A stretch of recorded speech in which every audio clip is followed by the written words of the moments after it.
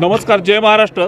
शिवसेना वैद्यकीय मदत कक्षाच्या वतीने आज या ठिकाणी अंबाबाईला साकडं घालण्यासाठी आज आम्ही आलो आहोत। या आमच्याबरोबर बरे झालेले रुग्णही आज या ठिकाणी आलेले आहेत। महाराष्ट्राचे मुख्यमंत्री ज्या पद्धतीने ज्यांनी 2-2.5 वर्षात खूप चांगला कारभार करून दाखवला, त्यामुळे आज महाराष्ट्रात आपण बघितलं तर घवघवीत यश मिळालेलं आहे।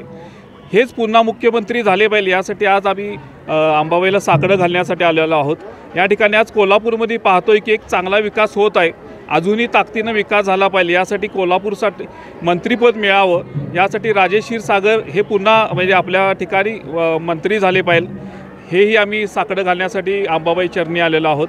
या ठिकाणी आपण बरे झालेले सगळे रुग्ण बघतोय की या ठिकाणी दुवा आहे आणि बरीच लहान मुलंही आहेत। यांची पालकांची पण सर्वांची मागणी आहे की असा मुख्यमंत्री महाराष्ट्राला सातत्यानं मिळणार नाही, तर गेल्या 2-2.5 वर्षात जे तिने काम करून दाखवलेलं आहे तर पुढच्या अजून 2-2.5 वर्षे मिळाले पाहिजे, ही आमची प्रामुख्याने मागणी आहे। की आधी ज्या काही कमिटमेंट दिल्या असतील महाराष्ट्रासाठी त्याही या ठिकाणी पूर्ण होणं गरजेचं आहे।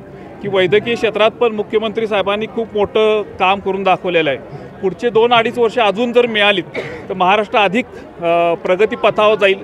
यासाठी अंबाबाई चरणी साकडं घालण्यासाठी आम्ही आलेलो आहोत।